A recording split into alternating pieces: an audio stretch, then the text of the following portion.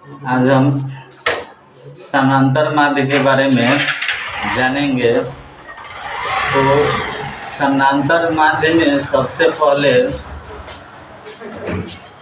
अवर्गीकृत आंकड़ों का समानांतर माध्य, इसको हम लोग लेके चलते हैं। तो इसमें पहले आएगा कि जब आंकड़े बारंबारता बंटन सारणी के रूप में नहीं है, तो इसमें एक आपको फॉर्मूला होगा।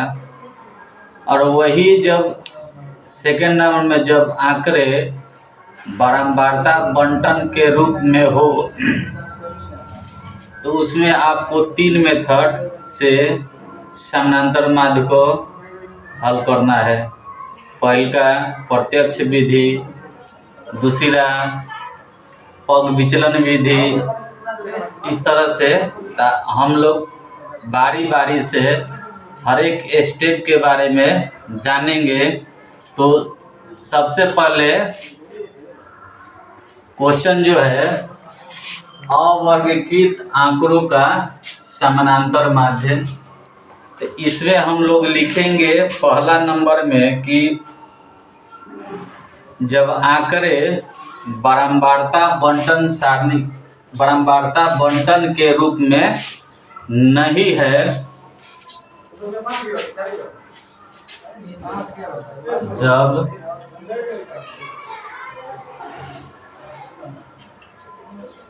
आंकड़े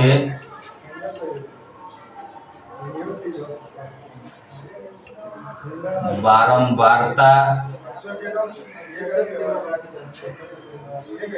बंटन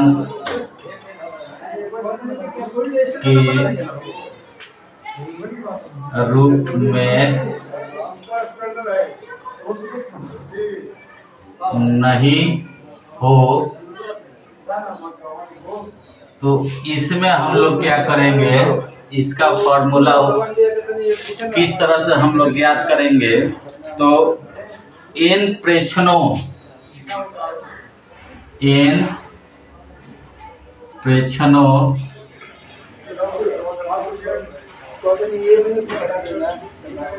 यानी कि x1 x2 x3 xn का समानांतर माध्य का समानांतर माध्य। तो समानांतर माध्य को हम लोग x के ऊपर एक बार का चिन्ह देते हैं, इसे डिनोट करते हैं, सूचित करते हैं। तो सभी प्रेक्षणों का योग यानी कि x1 plus x2 plus x3 xn by कुल प्रेक्षणों की संख्या यानी कि n। अब एक तरह से इसको हम लोग लिख सकते हैं सिग्मा। ये जो है सिग्मा है, सिग्मा का प्रयोग हम लोग किसी भी डिस्क्रीट डिजिट रहता है उसको संक्षिप्त करने के लिए सिग्मा का प्रयोग किया जाता है। यानी कि यहाँ n हो जाएगा, यहाँ i बराबर 1 x i, x1 x2 x3 plus xn को हम लोग इस तरह से लिख सकते हैं। और बाटा में n है तो n लगा देंगे। ये संक्षिप्त रूप में इसको हम लोग इस तरह से लिखते हैं। अब इस पे हम लोग एक एग्जाम्पल लेकर के सॉल्व करते हैं क्वेश्चन को। कि कहेगा कि प्रथम 5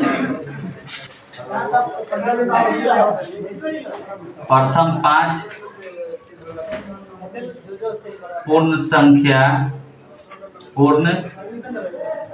संख्याओं का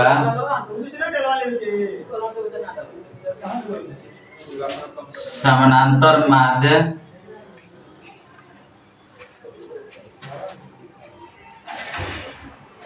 ज्ञात करें।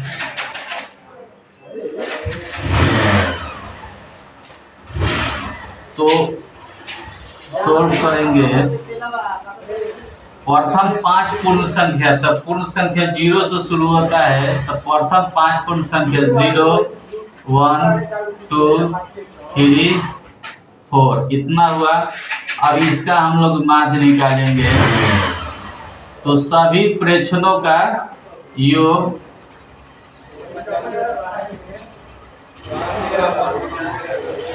बाई कुल प्रेक्षणों की संख्या 5 हुआ। अब इसको जोड़ेंगे 4 3 7 2 9 1 10 बटा 5 5 दूना का 10 2 आंसर। ये हम लोग जब आंकड़े बारंबारता बंटन के रूप में नहीं रहते हैं तो इस तरह से हम लोग सॉल्व करते हैं। अब हम लोग चलेंगे कि जब आंकड़ा बारंबारता बंटन के रूप में हो, इसके बारे में जानकारी लेंगे। सेकंड है कि जब आंकड़े बारंबारता बंटन के रूप में हो, जब आंकड़े बारंबारता बंटन के रूप में हो तो इसमें हम लोग सबसे पहले प्रत्यक्ष विधि पढ़ेंगे। प्रत्यक्ष विधि, इसमें 3 विधि होता है। प्रत्यक्ष विधि, दूसरा लघु विधि, तीसरा पग विचलन विधि। तो सबसे पहले हम लोग प्रत्यक्ष विधि के बारे में जानेंगे कि अगर चर मान दिया हो, अगर चर मान दिया हो x1 x2 x3 इस तरह से xn तक, तथा बारंबारता दिया हो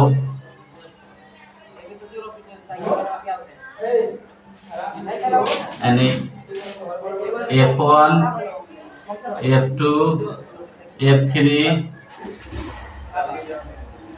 fn, तो इसका समानांतर माध्य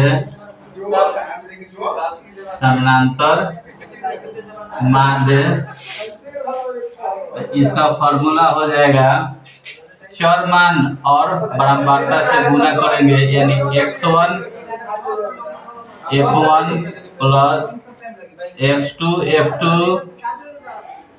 x3 f3 plus xn into fn by बारंबारताओं का कुल योग, यानी f1 f2 f3 fn, ये इसका फॉर्मूला होगा। अब इस पे हम एक क्वेश्चन ले लेते हैं कि xi fi का मान दिया 10 2 15 3 8 4 4 5 3 4। अब इसका कहेगा समानांतर माध्य निकालने के लिए, समानांतर माध्य कहेगा निकालने के लिए, तो एक फॉर्मूला अप्लाई करेंगे, यानी x1 हो गया x2 x3 x4 x5, ये आपका हो जाएगा f1 f2 f3 f4 f5, यानी x1 into f1 x2 into f2 x3 into f3, x4 into f4, x5 into f5 by f1 plus f2 plus f3 plus f4 plus f5, यानी कि 10 गुने 2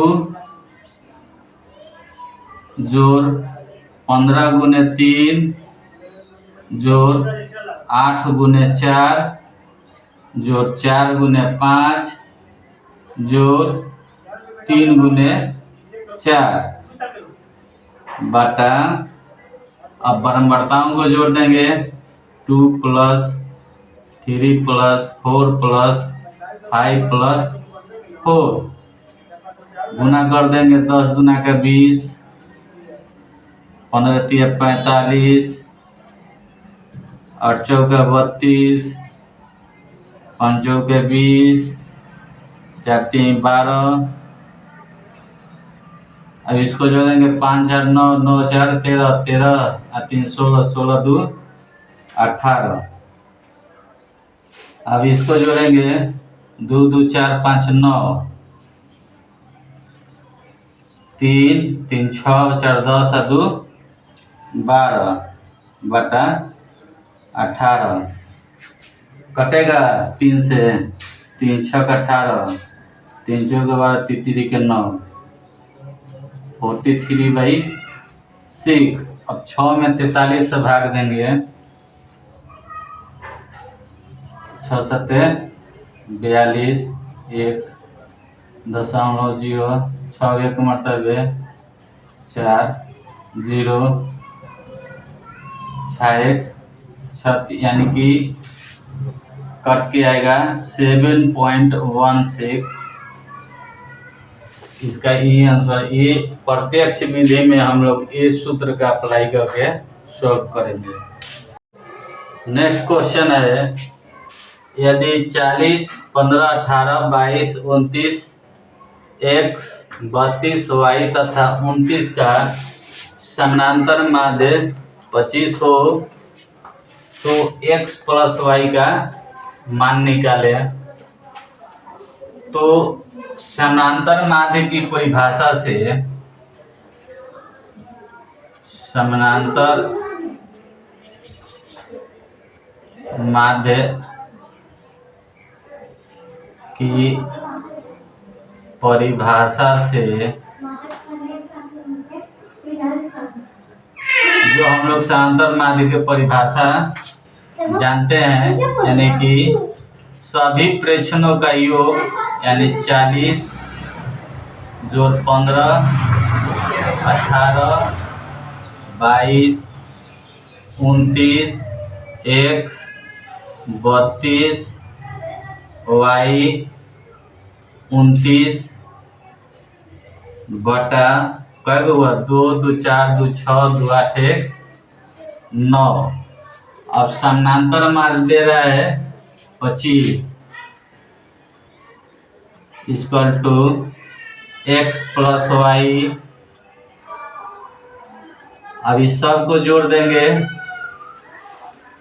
9 2 11 9 20 2 22 30 35 के 5 हाथ में रहा 3 5 5 3 8 8 2 10 2 12 13 14 4 18 बाई 9। अब तिरछा तिरछी गुना करेंगे तो 25 में 9 से गुना तो 225 x प्लस वाई प्लस 185, तो 225 प्लस है इधर आएगा तो minus 185 equal to X plus Y, यानी x plus Y equal to घटेगा 0, 12 में से 8 जाएगा तो 4, यानी x प्लस वाई का मान निकल के आया 40।